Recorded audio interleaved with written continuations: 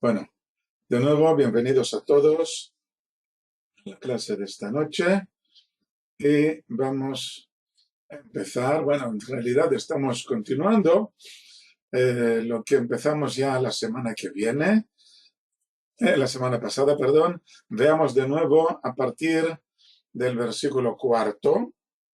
Estamos ya en el versículo 8, solamente para ponernos en la órbita. Sucedió en aquella noche, hubo la palabra del Señor a Natán diciendo: ve y di a mi siervo David, así dice el Señor, ¿tú me edificarás una casa para asentarme en ella? Pues no me asenté en una casa desde el día en que saqué de Egipto a los hijos de Israel hasta hoy, y he andado errante en tienda y en tabernáculo. Y en todo lo que anduve en todos los hijos de Israel, palabra hablé a una de las tribus de Israel diciendo, a una de las tribus de Israel a quien encomendé apacentar a mi pueblo diciendo, ¿por qué no me edificasteis una casa de cedros? Bueno, hasta aquí vimos la semana pasada. Y continuamos, versículo 8. Y ahora, así dirás a mi siervo a David. Así dice el Señor de los ejércitos. Yo te tomé del redil detrás del ganado para que fueras príncipe sobre mi pueblo Israel. Bueno, pues vayamos por partes. Yo te tomé del redil.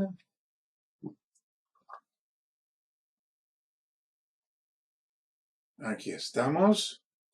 No le contesta directamente a la pregunta hecha hasta que lleguemos al versículo 13.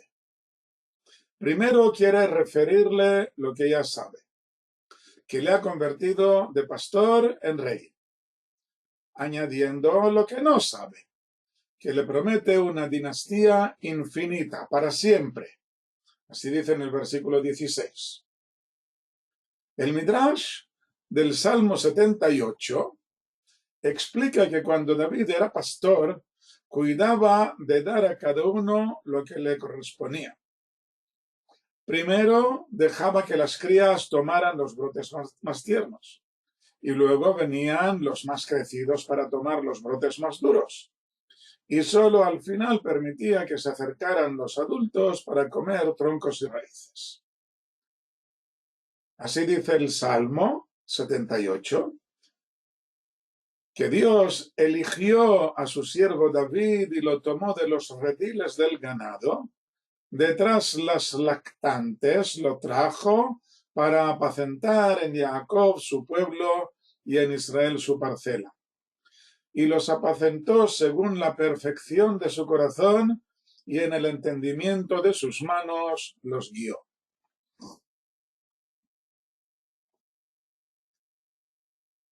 Los patriarcas fueron pastores y también Moshe lo fue.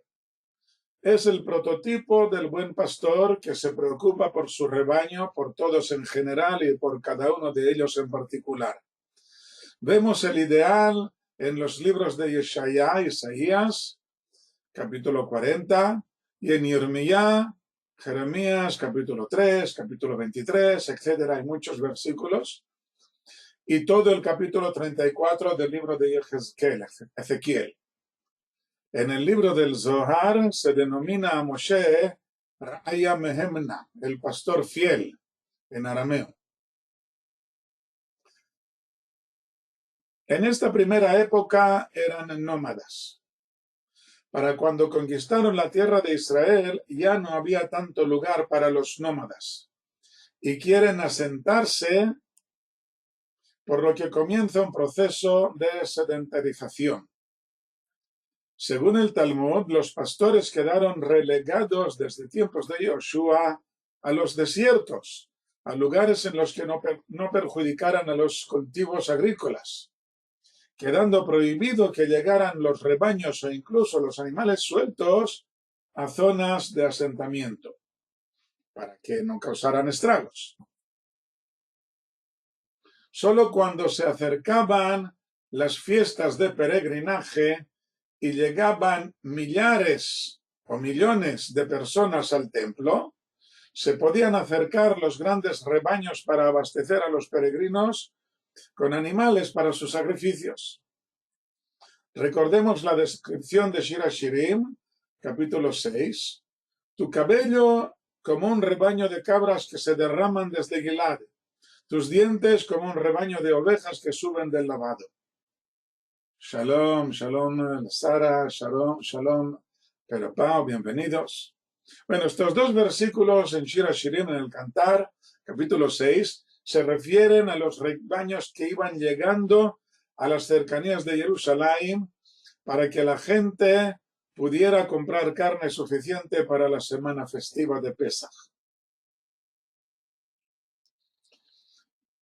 Quiero mencionar entre paréntesis una anécdota muy interesante en que Rabbi Shlomo Ibn Verga, autor del libro Shevet Yehuda, la verga de Yehuda, en el que cita la descripción de un autor, perdón, aquí falta la palabra la descripción de un autor no judío de la época del templo sobre el sacrificio de Pesaj que se hacía en Jerusalén, y que dice que todos los pastores estaban obligados a traer todos sus rebaños a la ciudad para que los peregrinos pudieran comprar suficientes animales.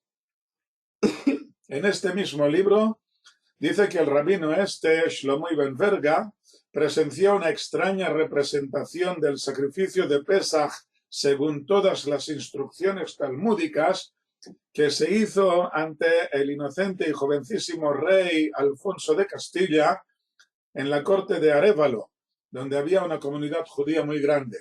Este libro es un libro muy interesante, La verga de Yehuda. Este rabino Shlomo fue expulsado de España, de Castilla, en el año 1492. Se fue primero a Portugal y luego de Portugal siguió errando hasta que llegó a Turquía, y allí escribió el libro Shevet Yehuda, que el tema del libro es la expulsión de los judíos de España.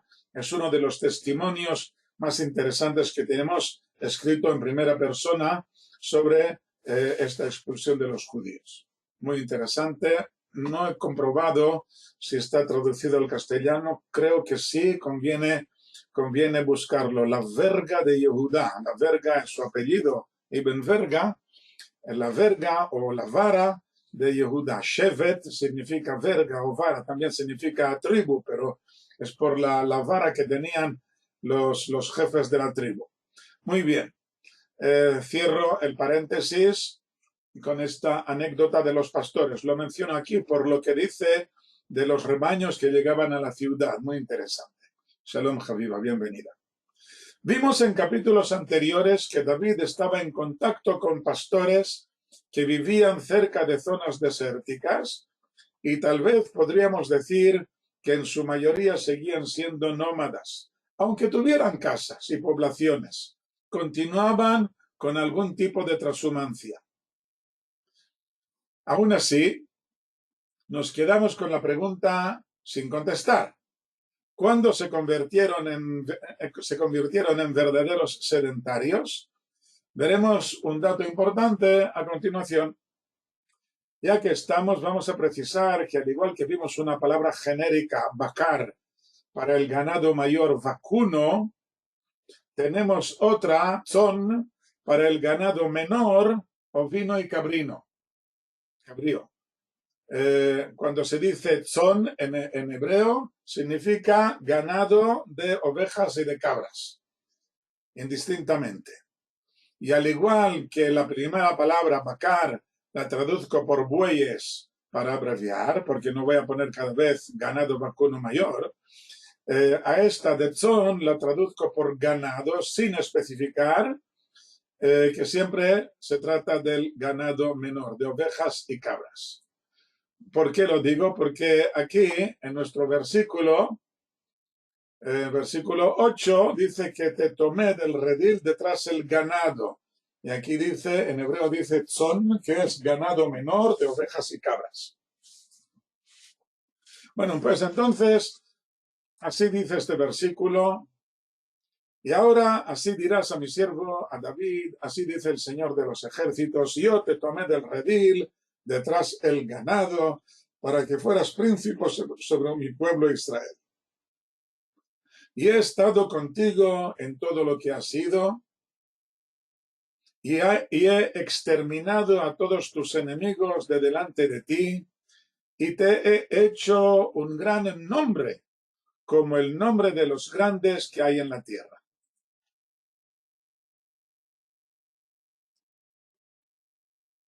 Hacerse un nombre significa hacerse famoso. El profeta Natán le dice a David que el Creador le ha hecho y aún le hará muy famoso como la fama de los grandes personajes. Los personajes famosos son nuestros patriarcas, Abraham, Isaac y Jacob. Y su fama, según el Talmud, en el Tratado de Psahim, se refiere a que en la oración los mencionamos como ejemplos de su extraordinaria conexión con el Creador. Y así alabamos al Creador en nuestra oración denominándolo Dios de Abraham, Dios de Isaac, Dios de Jacob, significando que cada uno de ellos nos dio un modo particular de conectarse con el Creador. No es lo mismo el modo en que lo hizo Abraham como el que lo hizo su hijo Isaac o su nieto Jacob. Cada uno de ellos tenía su propio estilo, su punto de vista, su técnica particular. Y nos legaron su estilo para que cada uno de nosotros se identificara con el que estuviera más cerca de su propia personalidad o según una ocasión determinada en que cada uno puede estar y pudiera así seguir sus pasos. El Zohar dice que nuestros patriarcas formaban la Merkavá, el carro sagrado sobre el que puede cabalgar la presencia divina. Ya que estamos, debemos precisar que los tres patriarcas trillaron tres senderos muy diferentes. Abraham trabajó el tema del Gesed, de la bondad. Su hijo Yitzhak se identificaba más con la Gvurá, el rigor. Y Jacob encontró el suyo propio en la Tiferet, el esplendor.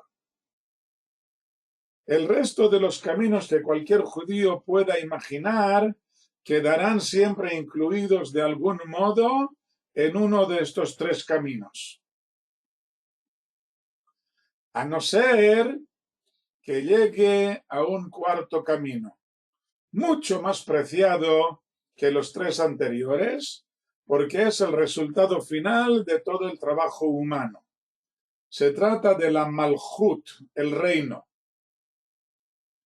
El Talmud dice que en las bendiciones de la Haftará, la lectura de los libros de los profetas que se hacen Shabbat después de leer la Torá, en las bendiciones de la Haftará hay una que acaba diciendo: bendito seas, Señor, escudo de David.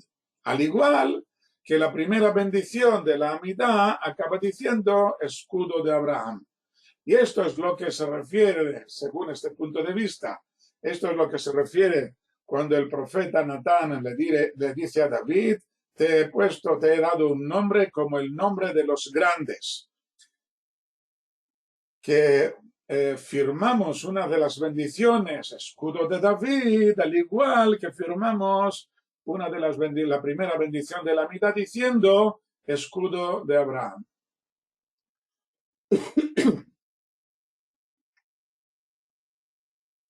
Pero hay otro midrash, citado por el rabí Meir Simcha Cohen de Dvinsk hace unos 100 años, 150 años, con una versión antigua y desconocida hoy en día, que dice que la fama de David se refiere a lo que decimos en la oración de la Amidá en la 14ª bendición. Habita dentro de tu ciudad Jerusalén, como dijiste, y el trono de tu siervo David establece pronto en ella, y edifícala pronto en nuestros días como edificio eterno. Bendito seas, Señor, Dios de David, que construyes Jerusalén. Según esta versión, tenemos un cuarto ejemplo del Dios de. Un cuarto camino que está al final del árbol de la vida, tan mencionado por nuestros sabios en la ciencia secreta del judaísmo. En el Zohar mencionado, se dice que el carro debe tener 4 ruedas, o según otra versión, son las 4 patas del trono divino. Los 3 patriarcas forman las 3 primeras, pero una silla con solamente 3 patas se va a caer. Necesitamos una 4ª pata. O si es una carroza, pues necesitamos 4 ruedas, no basta con 3. Y David forma la 4ª. David ha llegado al final del trayecto y se ha ganado un puesto muy especial, seguramente con estrecha relación a sus salmos y los saltos de alegría que dio ante el arca, junto con su valentía y arrojo ante los enemigos de Israel. David, Melech Israel, David, el rey de Israel, el rey por excelencia, Malchut. Esta versión que os he citado de la Amidá no ha llegado hasta nosotros y no se menciona más al Dios de David, sino que solamente decimos, bendito sea el Señor que construye Jerusalén. Puesto que hace siglos, milenios, que nos quedamos sin reino. Pero tenemos el enorme privilegio de vivir en una maravillosa época en que vemos que la ciudad de Jerusalén se va reconstruyendo, ampliándose muchísimo más allá de lo que ha sido en cualquier otra época.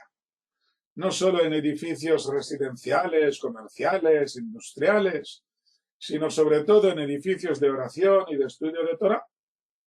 No solo en los barrios religiosos, puesto que no hay zona residencial, industrial o comercial que no tenga una sinagoga, por pequeña que sea, con una biblioteca llena de libros del Talmud y de Shulchan Aruch, para que los obreros y los residentes puedan refugiarse en ella, aprovechando los momentos de descanso y de asueto para refrescar el alma, siempre sedienta de contacto con el Creador.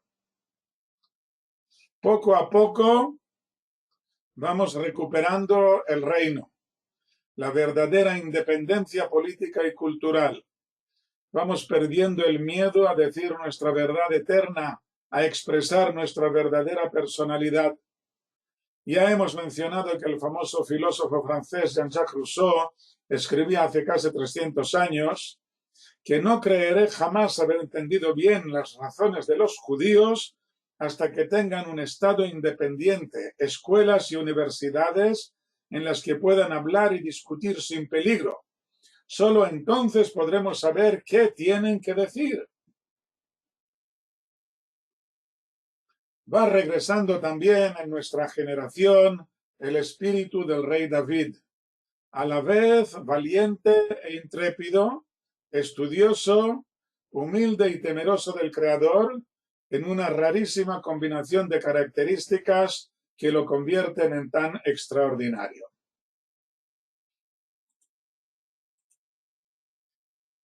Y volviendo a nuestro versículo.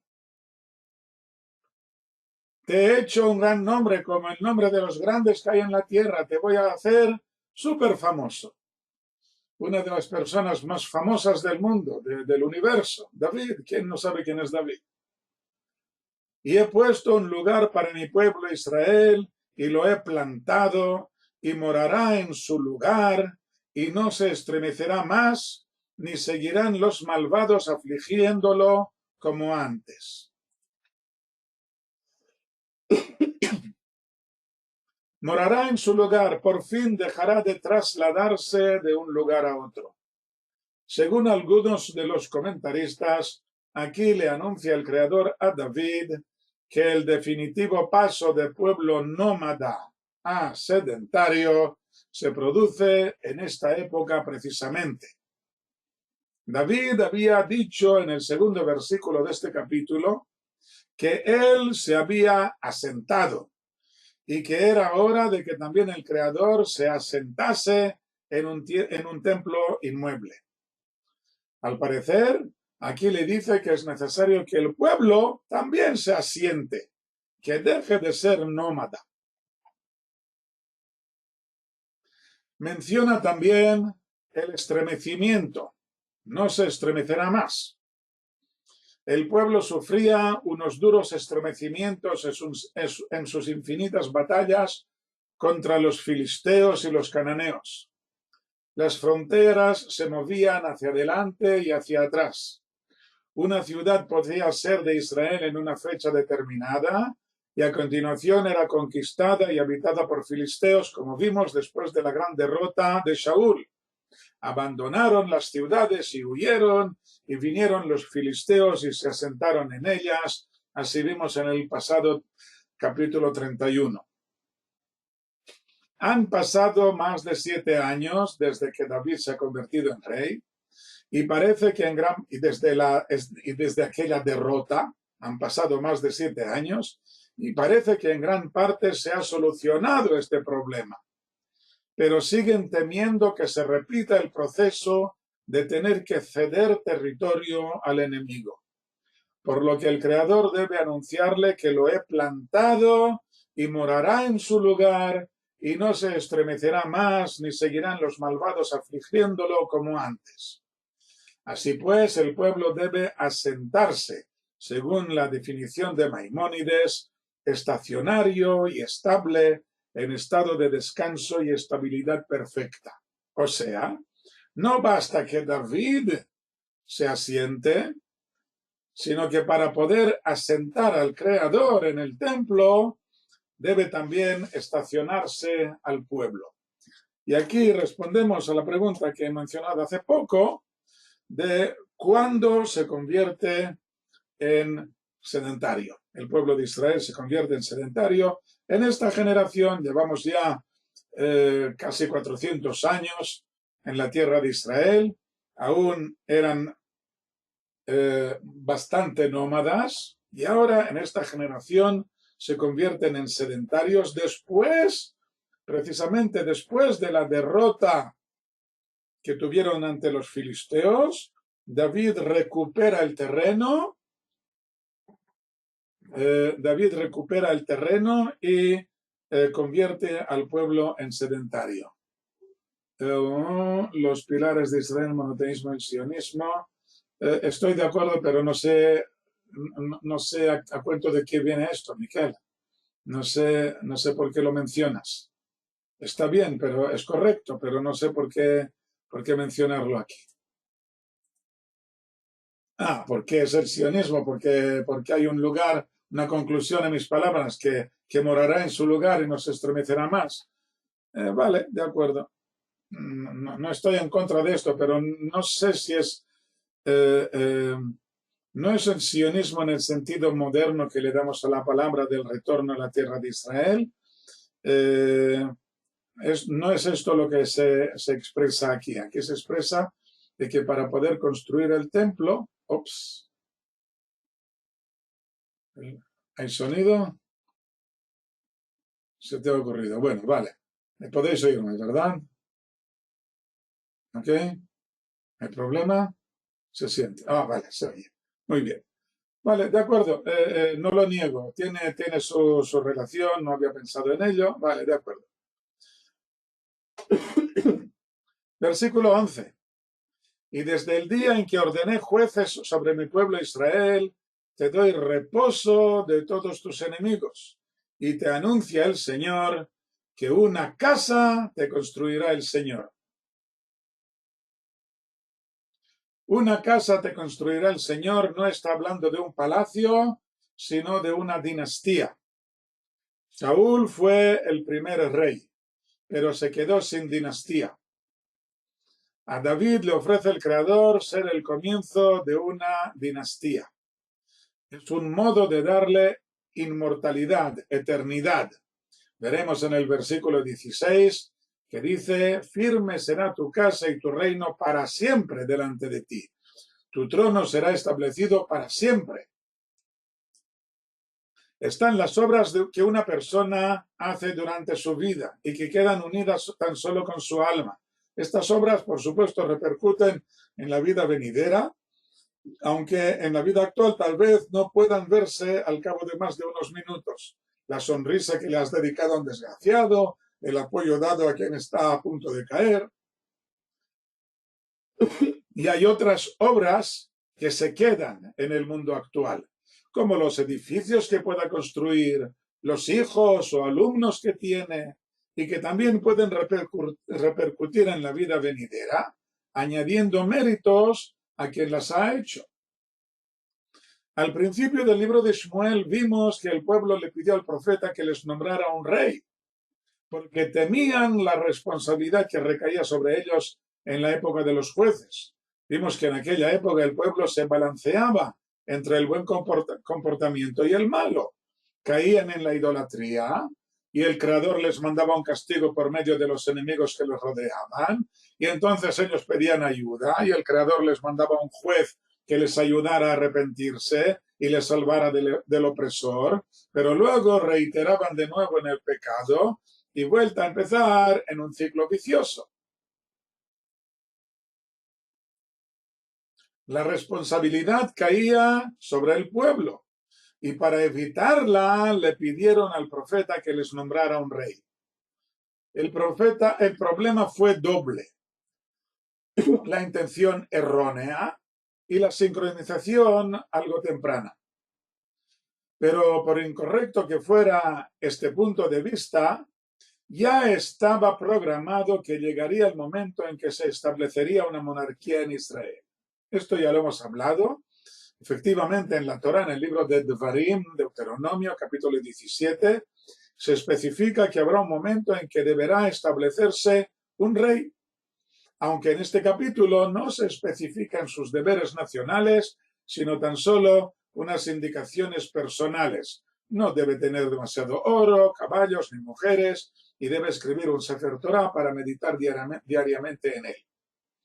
Está claro que la institución monárquica no pretende ser un falso telón de fondo sin importancia, sino el centro político, social y militar de la nación. Y sin duda la primera función sería procurar la estabilidad militar frente a las naciones que le rodean. A partir de aquí podrá enfocar nuevos retos que conduzcan a la nación a un mejor ambiente social y a un perfeccionamiento espiritual.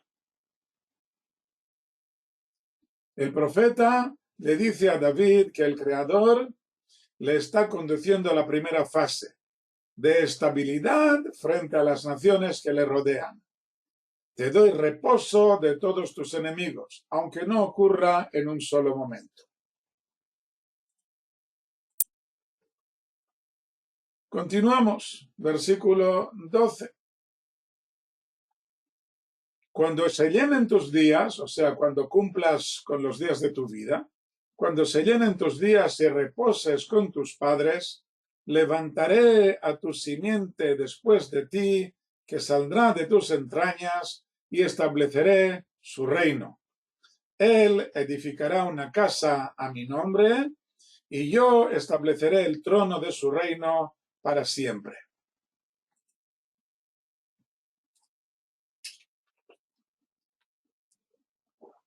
Un hijo, un descendiente. No dice aquí cuál es su nombre. En este momento tenía muchos candidatos. Los 6 hijos que le nacieron en Hebrón, que encontramos en el capítulo 3, y otros 11 que nacieron en Jerusalén, como vimos en el capítulo 5. Claro que tan solo uno de ellos subirá al trono. Solamente que en este pasaje el verbo está en futuro. Saldrá de tus entrañas, puesto que aún no ha nacido. Debemos tener en cuenta que la lista que menciona a los que nacieron en Jerusalén seguramente es anacrónica.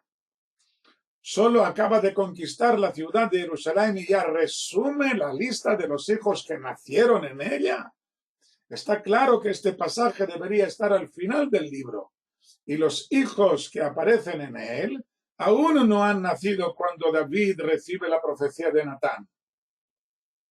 Si jugamos un poco con las posibilidades gramaticales del hebreo, podremos añadir incluso aquellos que ya nacieron en Hebrón, puesto que la diferencia entre el pasado y el futuro en este verbo específico se nota solo en las vocales. Saldrá de tus entrañas, que es nuestra versión, frente a un posible salió de tus entrañas. El verbo salir en pasado, en futuro, yetze, saldrá. En pasado, yatzá, salió. Cambia de e a a, pero las consonantes se escriben exactamente igual. Y las vocales las inventaron hace 15 siglos solamente. Pues nosotros estamos hablando de tiempos del rey David, hace 30 siglos. Por lo tanto, en aquellos tiempos se escribía sin vocales. Y una vez escrito, o incluso cuando hablas, y dices yetze o yatzá, pues a veces se te escapan las vocales. ¿Qué vocales has usado aquí en este verbo? En otros verbos no se nota tanto, pero, o sea, no son tan parecidos. Pero este verbo es uno de los ejemplos en que el pasado y el futuro, pues, si no pones las vocales, no sabes de qué está hablando. Esto no es una cosa rara, no es una posibilidad extraña. El Midrash menciona un error parecido en otro versículo, en que uno de los generales de David se confundió con las vocales de la orden recibida y cometió un fallo garrafal, y hablaremos de ello. Está claro que los 6 primeros hijos harán todo lo posible para que esta interpretación salió sea viable. El primogénito querrá ser el próximo rey y quien continúe la dinastía de David. Hoy en día se escribe también el hebreo se escribe actualmente también sin vocales, es verdad, pero hoy en día existe la posibilidad de vocalizarlo cuando temes que haya alguna duda. Entonces puedes introducir las vocales en el texto, aunque solamente sea en una palabra o aunque solamente sea una de las vocales de la palabra, para evitar el error. Pero tienes razón que hoy en día vuelve a ser problemático esto de escribirlo sin vocales. A veces se da confusiones, es cierto. Pero es una de las cosas, de lo interesante que tiene el hebreo, de lo enigmático que tiene el hebreo. Este capítulo, como otros muchos, tiene su paralelo en los libros de Crónicas, capítulo 28. Y allí encontramos varias diferencias. En primer lugar, aquí es el profeta Natán el que habla, mientras que en el libro de Crónicas es David quien cita sus palabras. La segunda diferencia extraordinaria la vemos en este versículo que en el de Crónicas dice así: y de entre todos mis hijos, pues muchos hijos me dio el Señor, eligió a mi hijo Shlomo para sentarse sobre el trono del reino de Dios sobre Israel. Y me dijo: tu hijo Shlomo construirá mi casa y mis patios, pues lo elegí para mí como hijo y yo seré como su padre. Al parecer, Natán le transmite a David el nombre del sucesor. Se llama o se llamará Shlomo. Es extraordinario, puesto que si aún no ha dado este nombre a ninguno de sus hijos, podrá decidir a quién dárselo. O tal vez debamos considerar que no le dijo el nombre del heredero en aquel momento, sino en otra ocasión más tardía. Y otra pregunta, ¿existe la posibilidad de que alguien se cambie de nombre para que pueda coincidir? Hablaremos de esto más adelante. Hay otra gran diferencia en un tema muy conocido. Nuestro capítulo de Shmuel no menciona el motivo por el que el Creador no le permite a David construir el templo, mientras que en el libro de Crónicas lo explica el propio David. Y Dios me dijo, no construirás una casa para mi nombre, porque pues eres un hombre de guerras y derramaste sangre.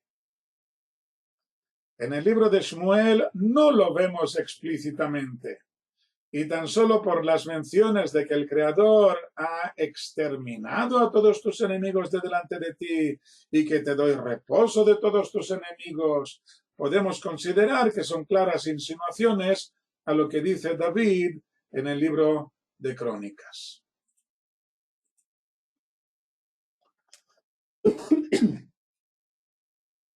Continuemos. Versículo 14.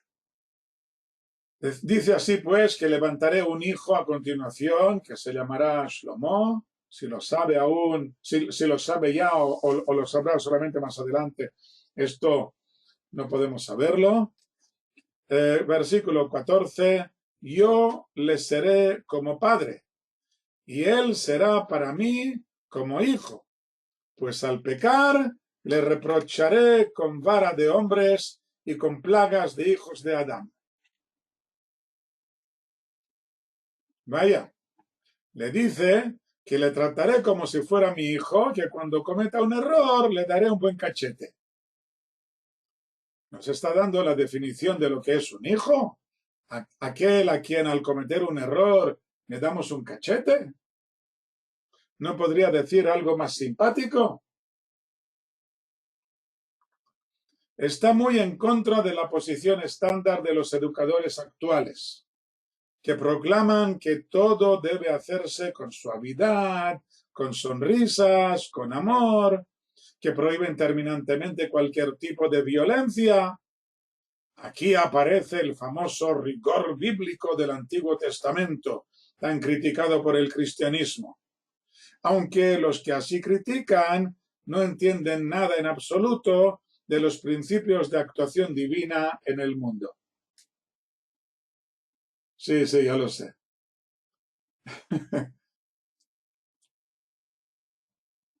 Pero hay que tener en cuenta que uno de nuestros principios de fe habla explícitamente del premio y castigo. Y quien no cree en esto o no lo acepta es porque le falta algo muy básico en su conocimiento de la Torá y del Creador. Nos explican nuestros sabios que el principio del camino y también la meta se basan en el amor, pero que para poder llegar a esta meta muchas veces es necesario pasar por el rigor, por la severidad. Haciendo un juego de palabras con lo que ha dicho Miquel, si no le das hoy un cachete a tu hijo, puede que acabe él en el juzgado. Un hijo consentido puede descarriarse y convertirse en un criminal que recibirá un final mucho más duro. Y a veces es preferible que el padre llegue al juzgado y no que el hijo llegue al juzgado. En cambio, cuando sabemos hacer el justo balance de la izquierda que aleja en muy bajo porcentaje y la diestra que acerca en la inmensa mayoría de los casos, el hijo podrá crecer con unos principios, con unas normas de conducta que le enseñan el modo de triunfar espiritualmente en este mundo. Un cachete en el momento adecuado puede ayudar mucho más que una sonrisa forzada.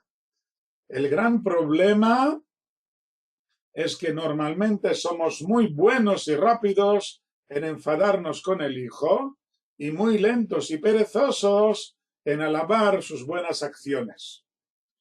Los castigos son demasiado grandes y los premios excesivamente insignificantes. No tenemos paciencia para escuchar sus problemas o su simple necesidad de nuestra presencia empática. En este versículo aprendemos que una gran muestra de amor es cuando precisamente sabemos castigar a nuestro hijo amado cuando se ha salido del buen camino. El castigo, que no tiene por qué ser físico, debe ser educativo, proporcionado y mostrándole al hijo el gran dolor que me causa verme obligado a aplicarle tal sanción. Y que el castigo no viene más que para frenar la mala conducta y permitir a los padres abrir un taller de educación tranquilo y amoroso con el hijo. O sea que el castigo solamente es para, frena ahí, no continúes de este modo, frena. Después del castigo o durante cuando está llorando por el dolor que le ha causado el castigo, entonces es el momento de empezar a hablar tranquilamente y abrir un taller de educación. Claro que cuando se trata de un rey que se desvía del buen camino, el castigo puede repercutir sobre todo el país, dependiendo de la situación en que se ha dado. Puede tratarse de una incursión enemiga, de una epidemia, de inclemencias climáticas. La mencionada vara de hombres en nuestro versículo podrá ser el varapalo que les darán los enemigos a los reyes que salgan del buen camino. De todos modos, a pesar de todos los posibles problemas que vengan a continuación, la familia de David es la más adecuada para este cargo de responsabilidad. Como dice a continuación, mi bondad no se apartará de él como aparté de con Shaul, a quien quité de delante de ti. No hay más remedio que corregirlos por los medios mencionados, ya que esta dinastía no será sustituida por ninguna otra de un modo definitivo. Puede haber reyes esporádicos, como ya veremos a continuación, pero no será sustituida de un modo definitivo. Y este mismo versículo demuestra que los castigos no serán más que para poder conservar el cargo, ya que de este modo firme será tu casa y tu reino para siempre delante de ti, tu trono será establecido para siempre.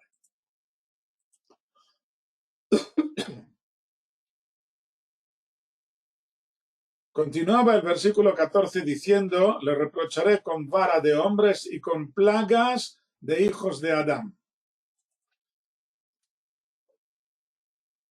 ¿A qué hijos de Adán se refiere? Todos somos hijos de Adán. Tal vez debamos leerlo precisamente de este modo. Los hombres, los humanos. Que la gente le hará problemas. Aunque no sería más que una repetición de lo que ya ha dicho. Con vara de hombres y con plagas de hombres. El Midrash no nos sorprende, encuentra otro camino.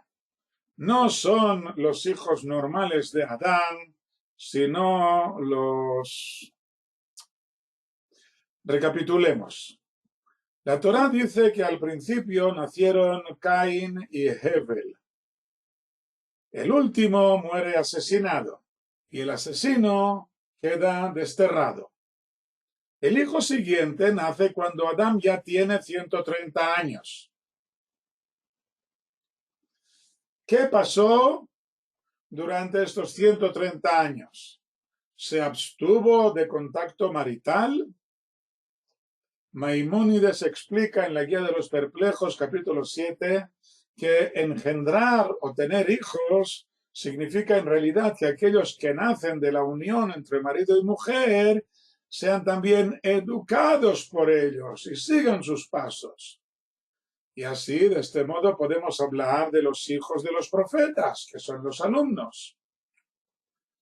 Adán tuvo unos primeros hijos a su semejanza e imagen, y solo al cabo de 130 años volvió a tener uno así. Así dice en el libro del Génesis, Bereshit, capítulo 5. Siendo que el mismo Adán era a imagen y semejanza del Creador. Por lo tanto, estamos hablando de candidatos a profetas, cuando las cualidades, con las cualidades necesarias para ellos.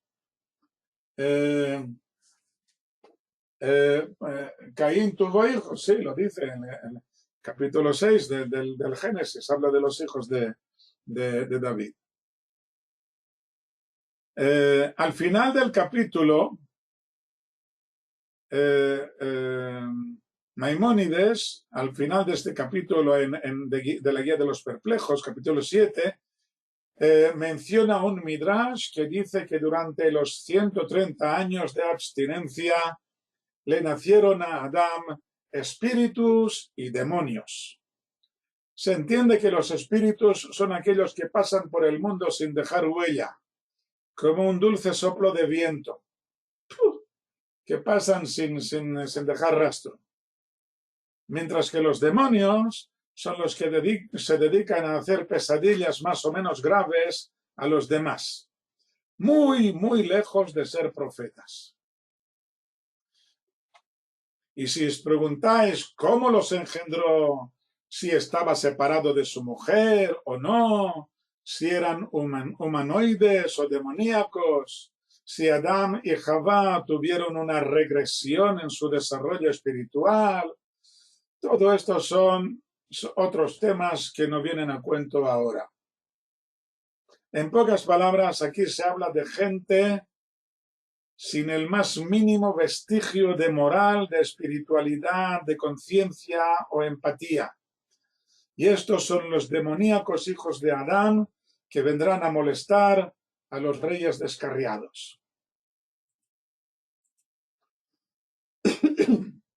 Bueno, entonces, como hemos visto, el profeta tiene que transmitirle a David que le nacerá un hijo, que él será quien edifique la casa, el templo, yo seré como un padre para él y él será para mí como un hijo, que cuando cometa errores le castigaré para que mi bondad, versículo 15, para que mi bondad no se apartara de él, como aparté de con Saúl a quien quité de delante de mí.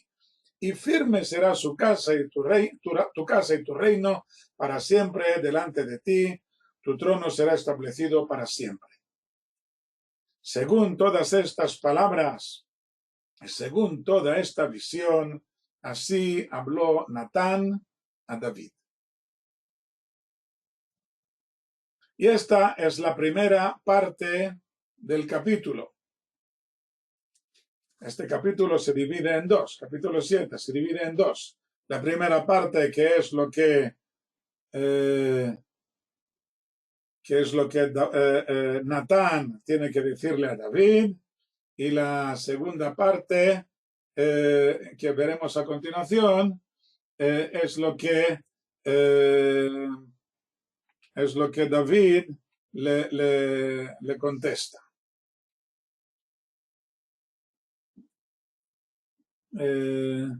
Exactamente. Muy bien, pero Pau, sí tienes razón. Muy bien. Bueno, volvamos a nuestro texto. Versículo 18. Entonces el rey David entró y se asentó delante del Señor y dijo: ¿Quién soy yo, Señor Dios, y qué es mi casa para que me hayas traído hasta aquí?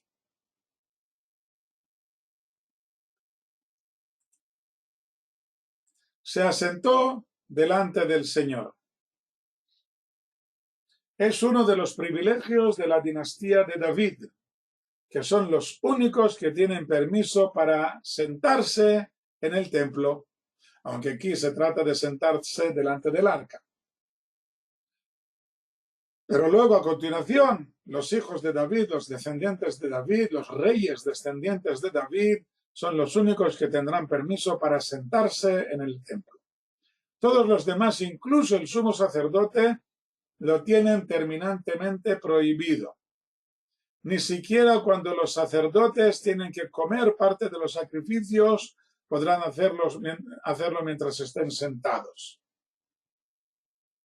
Bueno, no se trata de todo el recinto del templo, sino tan solo del patio que está frente al altar y el edificio en sí, así como de las dependencias abiertas directamente a este patio. Había otros patios y otras dependencias en que la gente podía sentarse, incluida la sala del gran tribunal, que estaba dividida en dos por un mosaico dibujado en el suelo. En una parte se sentaban los sabios, porque estaba fuera del recinto sagrado, y en la otra estaba de pie quien hacía la consulta, porque estaba dentro del recinto sagrado. Entonces, David es el único que puede sentarse.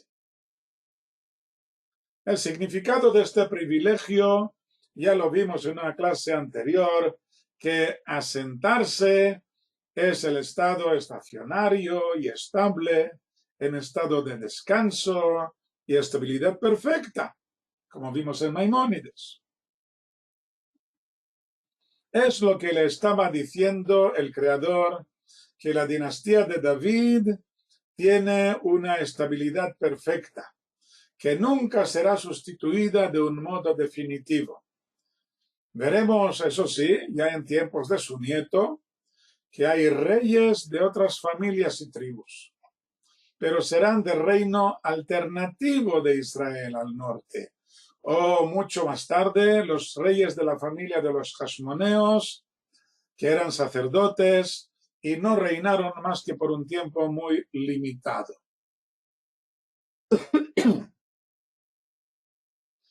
Ya a finales del segundo templo y también después de su destrucción, hubo varios sabios del Sanedrín que eran descendientes directos del rey David, entre ellos el famoso Hillel y Rabí Yehudá Hanasí. Después de la destrucción del templo aparece en Babilonia el título de Resh Galuza o exilarca, que también era de la familia de David y que tenía grandes privilegios dentro de Babilonia. Pero Pau, te lo explico a continuación. Viene aquí a continuación ahora. Nunca se tiene en cuenta si es primogénito, ni al parecer tampoco que sea precisamente por línea paterna, por lo que pueden existir muchas ramas de la misma familia.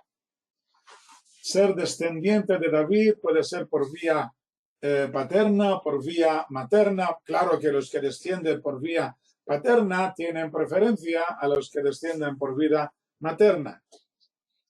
Si hay alguno que me sirva para la meta dentro de los descendientes por vía paterna, tendrá preferencia. Si es el primogénito, pues mucho mejor. Pero cuando no se encuentra el primogénito, pues se va a los otros hijos. Y cuando no va por línea paterna, pues irá por línea materna. Esta dinastía de los exilarcas duró unas 20 generaciones. Ahora te contesto, Francesc. En esta dinastía de exilarcas duró unas 20 generaciones hasta que fueron perseguidos por los árabes musulmanes y los hijos de David ben Hizquía, que fue el último exilarca, huyeron y llegaron a Granada, a casa de Yosef Anagid, hijo de Shmuel Anagid, Samuel Nagrela. Pero después de que su anfitrión fuera ejecutado en el año 1066, estos descendientes regresaron a Babilonia ya sin títulos especiales de exilarcas. Pero hay muchas personas, entre ellas grandes rabinos, que se consideran descendientes directos por línea paterna de la familia de David. Entre ellos Maimónides, Nachmanides, Abrabanel, Rashi, el Maharal de Praga y otros muchos menos conocidos. En Sefarad ostentaban el privilegiado título de Don y se conocen las familias Benveniste, Méndez, de la caballería y Nasí. Nasí es príncipe, que se consideraban descendientes de David. A esta última pertenecía la famosa señora Gracia Benveniste Nasí, la reina de los Anusim.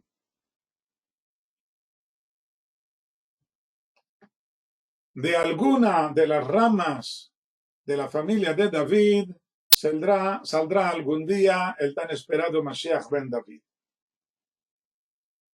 Tomando un rumbo algo diferente y a nivel de instrucción particular para cada uno de nosotros, dice el Midrash en Yalkut Shimoni. Enséñenos, maestro, un hombre de Israel a quien le han llamado para que lea la Torah en público y no está preparado, o que le han llamado para que dirija la oración sin que se haya preparado, ¿le estará permitido levantarse para hacerlo? Así enseñan nuestros sabios. Le está prohibido leer. ¿Por qué? Para que no lea con errores y se avergüence. Igualmente, quien dirige la oración está prohibido pedir las necesidades del público hasta que se prepare. Tienes que prepararte para dirigir la oración. Y ocurrió, anécdota, ocurrió con Rabbi Akiva, que le llamaron para leer la Torah en público y no se levantó. Al salir de la sinagoga, tranquilizó a sus alumnos diciendo: no ha sido por orgullo que no me he querido levantar para leer. Y le dijeron: ¿por qué no se levantó, rabino? Les dijo: porque no me había preparado. Al oír esto, se asombraron por lo que había dicho Rabbi Akiva. Les dijo: como dijo David, yo no rezaba ante el Creador hasta que asentaba mi conocimiento y me preparaba, y solo entonces me levantaba para rezar. Como dice, entonces el rey David entró y se asentó delante del Señor. Y después de asentarse y prepararse, dijo: ¿quién soy yo, Señor Dios? ¿Y qué es mi casa? Etcétera. Es la importancia del saber asentarse, de estar tranquilo y seguro de sí mismo antes de empezar una misión, especialmente cuando se trata de lo que se hace delante del Señor. David fue un personaje que en todo lo que hacía sentía la presencia del Creador, siempre estaba delante del Señor y casi siempre estaba asentado delante del Señor y preparado para llevar a cabo su misión, con pocas y muy dolorosas excepciones. Dice Miquel, Francesc me había preguntado si había existido en la diáspora alguien que se reclamara descendiente de la familia de David, haya aspirado a una monarquía de los judíos en el exilio. Pues ya he contestado esta pregunta. Y Miquel dice que Gracia, la reina de los Anusim, una historia apasionante, muy aconsejado leer un libro que tengo aquí, donde lo tengo aquí a mano. Sí, está en inglés, escrito por la señora André Elion Brooks, The Woman Who Defied Kings, la mujer que desafió a los reyes. Una historia apasionante, como dice Miquel. Muy bien, nosotros terminamos aquí la clase de hoy, se nos ha acabado el tiempo, y cierto que aún tenemos aquí, no hemos terminado el versículo, pero hay aquí dos temas muy importantes. El primero que viene aquí a continuación, un tema muy denso, que conviene tomárselo con calma. Una novela espléndida. Yo no hablo de una novela, yo hablo de un libro de estudio que hizo una señora, André Elion Brooks, como ya digo, que es fantástico este libro, os lo aconsejo a todos. Muy bien, hasta aquí la clase de hoy. Gracias por vuestra atención y hasta la próxima. Shalom. Shalom, shalom. Shalom, Nisan. ¿Dónde está mi...? Shalom. Gracias, Rabino. Gracias, Rabino. Aquí está. Muchas gracias. Había soltado la cámara. ¿Dónde está la cámara? A ver si puedo verme. Y Le se vemos. ve, sí, le vemos. Gracias, Rabino. Gracias, Nisan. Y el Gracias, texto, Rabino. ¿verdad? Así es. Muy bien. Así es. Bueno, pues buenas noches a todos. Gracias por vuestra atención.